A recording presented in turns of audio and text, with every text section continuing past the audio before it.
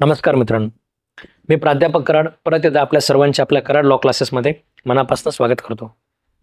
मित्रांनो, आपल्या देशाचे जे पूर्व चीफ जस्टिस ऑफ इंडिया आहेत, ठीक आहे, सन्माननीय चंद्रचूड साहेब, त्यांच्या भाषणामध्ये त्यांनी एकदा सांगितलेलं पण होतं की मला काळजी वाटते की लोक मला कशा पद्धतीने लक्षात ठेवतील. माझा जो चीफ जस्टिस ऑफ इंडियाचा जो कार्यकाळ आहे, ही जी कारकीर्द आहे, ही कारकीर्द लोक कशा पद्धतीने मला लक्षात ठेवतील याबद्दल मला काळजी वाटते. आजच्या व्हिडिओमध्ये आपण त्यांना सांगणार आहोत की आम्ही तुम्हाला कशा पद्धतीने लक्षात ठेवतो.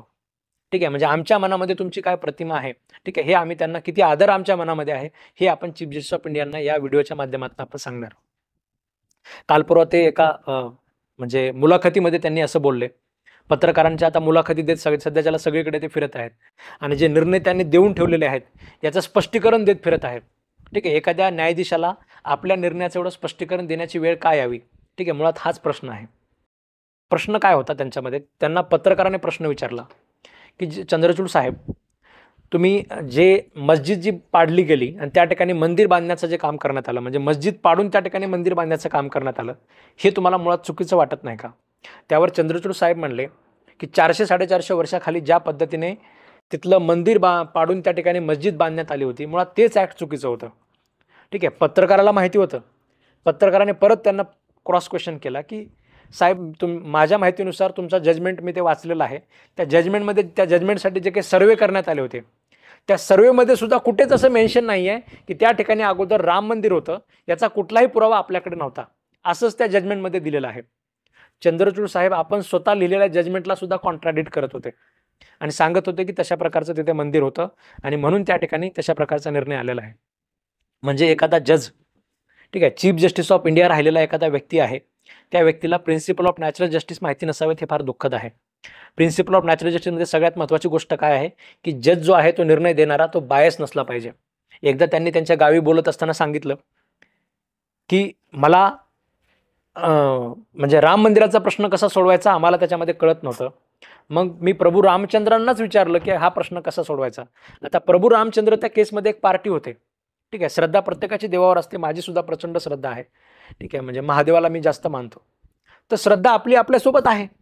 तर श्रद्धा जी आहे ती त्यांनी त्या ठिकाणी निर्णयामध्ये आणली असं त्यांनी सांगितलं आणि आपला स्वतःचा जो बायसनेस आहे तो कुठेतरी त्यांनी दाखवून दिला. प्रभू रामचंद्रांनी मला मार्ग दाखवला आणि त्या पद्धतीने मी रामचंद्रांच्या बाजूने त्या ठिकाणी निर्णय दिला. मुळात हेच कुठेतरी आपलं बायसनेस दाखवणार होतं.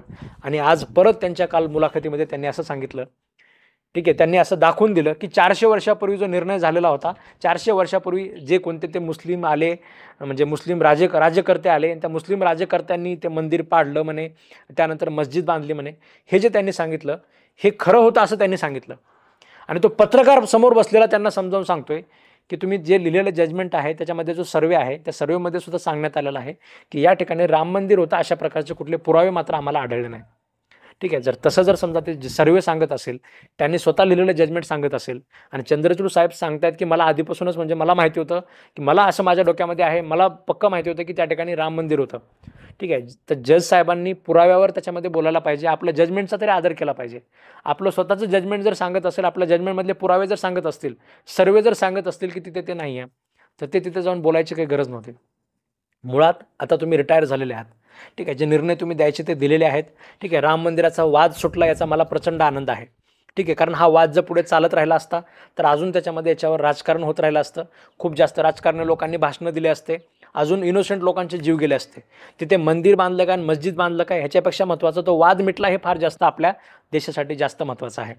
आणि अशा प्रकारचे भविष्यात वाद निर्माण व्हायला नाही पाहिजेत. पण चंद्रचूड साहेबांनी जो त्या ठिकाणी तशा प्रकारचा निर्णय दिलेला आहे, ज्ञानव्यापी मस्जिदच्या बाबतीतचा सर्वे त्याच्यामध्ये अलाव केला.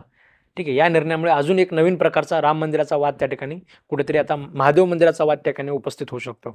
ठीक आहे, चंद्रचूड साहेबांनी त्यावेळेस जो दिलेला निर्णय होता, ठीक आहे, त्यावेळेस मी तुम्हाला सांगितलं की मी त्याच दिवशी म्हणलो होतो की दंगे होतील, दुसऱ्या दिवशी दंगे झाले. आज मी तुम्हाला एक गोष्ट सांगत आहे, मी अशा प्रकारचे व्हिडिओ बनवत असतो आणि ह्या व्हिडिओमध्ये मी म्हणजे मागे झालेल्या ज्या गोष्टी आहेत, ठीक आहे, ह्या मी कुठेतरी तुम्हाला सांगत असतो. आता आजच्या व्हिडिओमध्ये मी तुम्हाला सांगत आहे की भविष्यात असं काहीतरी होऊ शकतं की चंद्रचूड साहेब जे आहेत, ठीक आहे, किंवा जे आपले चंद्रचूड साहेब म्हणण्यापेक्षा आपले अजून एक पूर्व चीफ जस्टिस ऑफ इंडिया जे आहेत, ठीक आहे, त्यांच्याशी आपलं पर्सनल काही बोलणं नाही आहे, पण चीफ जस्टिस ऑफ म्हणजे आपलं त्यांच्याशी संबंध नाही आहे, पण चीफ जस्टिस ऑफ इंडिया ह्या पदाशी संबंध आहे. जे पूर्व आपले न्यायाधीश आहेत ते अजून आपल्याला कुठेतरी दुसऱ्या कुठल्या तरी पॉलिटिकल पार्टीच्या पदावर दिसू शकतात. याच्यात फार नवीन असं काही नाही आहे. आपल्या देशामध्ये आता ही गोष्ट म्हणजे नवीन राहिलीच नाही.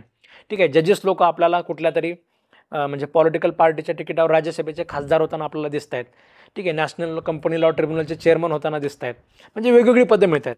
राम मंदिराच्या जजमेंटमध्ये जेवढे सगळे बेंच होते त्या सगळ्या लोकांना त्याच्यामध्ये त्यांची बक्षिसं मिळालेली आहेत. फक्त आता आपले चीफ जस्टिस ऑफ इंडिया, ठीक आहे, यांचंसुद्धा बक्षीस लवकरच त्यांना मिळू शकतं. ते ज्यावेळेस मिळेल त्यावेळेस मी अजून एक व्हिडिओ बनवेल आणि त्यावेळेस मी तुम्हाला सांगेल की मी म्हटलो होतो असा असा प्रकार होणार आहे. ठीक आहे, तर हे आपल्या ज्युडिशरीसाठी कुठेतरी धोकादायक आहे. ठीक आहे, न्यायव्यवस्था तरी कुठेतरी सेपरेट राहिली पाहिजे.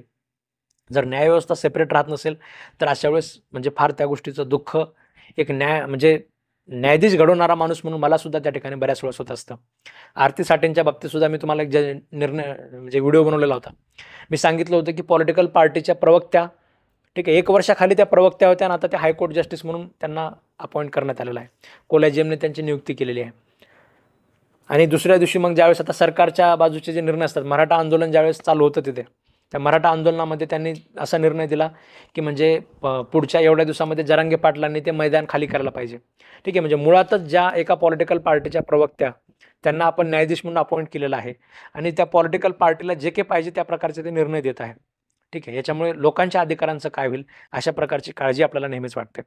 तुम्हाला या चंद्रचूड साहेबांच्या मुलाखतीमध्ये त्यांनी जे बोलले याच्याबद्दल तुम्हाला नक्की काय वाटतं तुम्ही मला कमेंट बॉक्समध्ये सांगायला विसरू नका.